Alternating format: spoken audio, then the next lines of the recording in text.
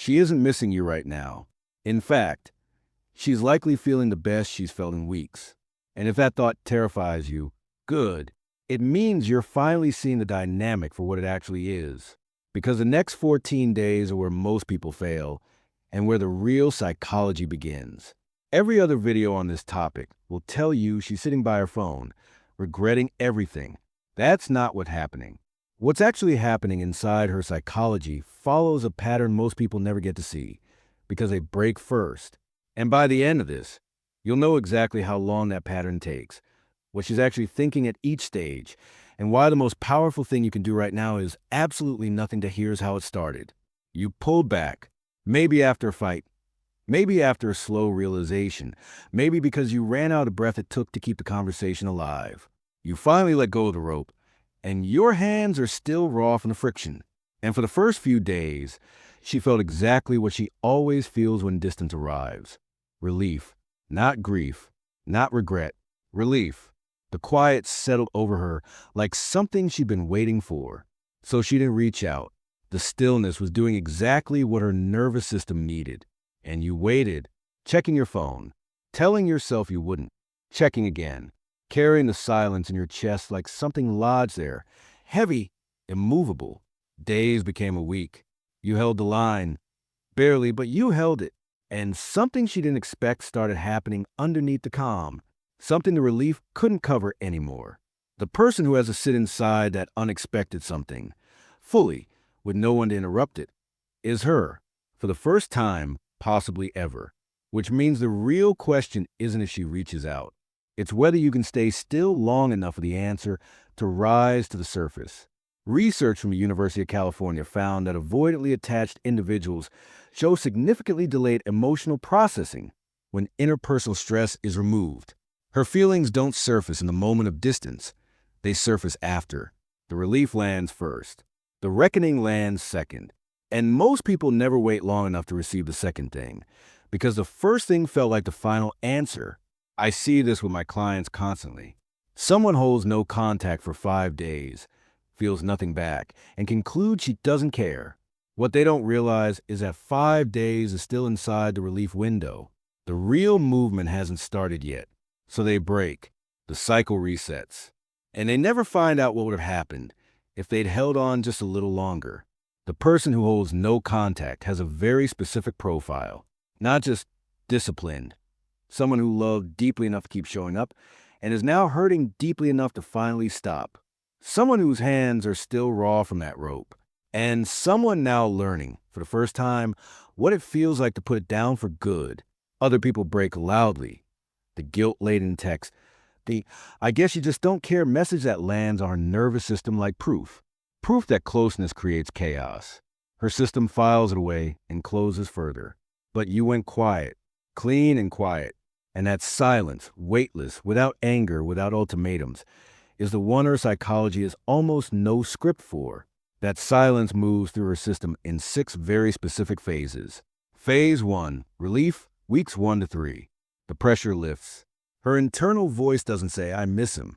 It says, "I can finally breathe." No emotional temperature to monitor. No difficult conversations on the horizon. The withdrawal feels justified. Natural, even. This phase runs 2 days to 2 weeks depending on the relationship's intensity. No reach out comes here. And if you break contact during this window, you don't interrupt her relief. You extend it. You hand her the proof that distance works. Don't mistake this window for your final answer. But phase 2 is where something quietly breaks. Because routine has a memory, and hers is about to notice something is missing. Phase 2, emotional distance, weeks 3 to 6. She fills the space. Work, friends, a new gym routine, a show she'd been meaning to watch. Her internal voice says, "I'm doing fine." And on the surface, she is. But underneath, her nervous system runs on patterns. And somewhere around day 10, there's a glitch. Her internal script says, "Wait, the check-in text usually comes by Tuesday. Why is it Thursday and my phone is still quiet?" She opens Instagram instead, texts a friend, fills the gap before it can fully form. But the gap keeps forming. The emotions aren't absent. They're sealed under busyness, stored for later. The quiet underneath the activity is where everything is beginning to shift. Phase 3 is where the silence becomes a weapon, but it's phase 4 where her ego takes a hit she never saw coming. First, here's what curiosity actually looks like in someone trained never to admit they're curious. Phase 3, curiosity, 1 to 3 months. The mental space she used to spend managing your closeness is now open. Into that space, without announcing itself, a question moves in. I wonder what they're doing now. She might scroll past your profile, linger a half second longer than she means to. She won't call it missing you.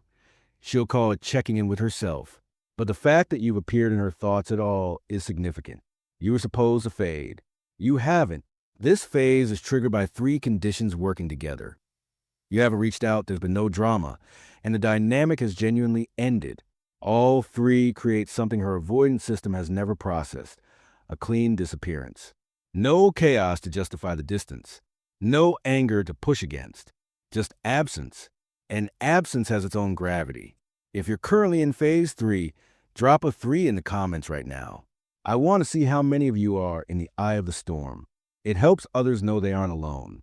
Phase 4 is where things get uncomfortable for her, where her confidence starts to fracture in a way she cannot distract herself out of. Phase 4, emotional processing, 2 to 4 months. The distractions slow down. They always do. And when they do, the memories don't ask permission, they just arrive. Not the arguments, the quiet moments, the specific texture of what it felt like when things were good. Her internal voice shifts. Maybe I handled that badly. Then quieter. Maybe worse than I realized. This is a confrontation she has spent years engineering relationships to avoid.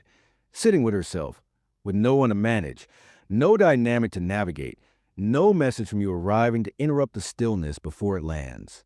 Your absence gives her only herself. And for someone whose nervous system is organized around avoiding exactly that, it is its own quiet emergency. Some women reach out during this phase. Not dramatically, something deniable, a story reaction, a meme with no caption. Hey, random, but I saw this and thought of you. Watch for the reach out that wears casualness like a coat. It almost never is. Phase 5 is where the reach out becomes most likely. But whether it happens depends on one thing, and it's not how much she misses you. Phase 5, possible reach out, 3 to 6 months. If she reaches out, it won't look how you imagined. No long message, no admission, no tearful voice note at 2 a.m. It will be small, a check-in so neutral it could mean nothing. Except it doesn't mean nothing, and some part of you will know it.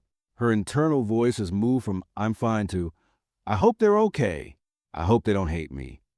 For an avoidant, reaching out after real distance is an enormous internal act dressed in the smallest possible gesture. The casualness is protection, not indifference. She is testing the temperature of the water with one toe before deciding whether to step in. What she finds, who you become in the silence, determines everything. Not every avoidant reaches out. Some stay silent because they believe the door is closed. Some because they've genuinely moved on. Her continued silence, if it holds, is not always indifference. Sometimes it is fear. And sometimes it is the most honest answer she has. Here is what no one tells you about no contact. The silence didn't just give her space to breathe. It gave you the space to remember who you were before you became a full-time detective of her moods, reading the temperature of every text, calculating the weight of every pause, monitoring the emotional weather of someone who never once gave you a forecast. You didn't just go no contact. You went back to yourself. That is the shift that changes everything. Not because it guarantees she comes back. It doesn't. But because the version of you who has spent months rebuilding, remembering, settling back into your own skin, that version is no longer waiting. That version has an answer their own. To an avoidant, everyone who leaves returns in chaos or collapses in silence. You did neither. You simply became still, quietly, completely, without anger, in a way her system has no script for. And in that stillness, the question quietly changed. Not when will she reach out, but whether the version of her that would reach out is someone worth returning to. That stillness doesn't announce itself. It doesn't perform, but it is felt. And for the first time, in a dynamic built entirely on who pursues and who retreats, you became the variable she couldn't calculate, the one who stopped, and the one she couldn't stop thinking about.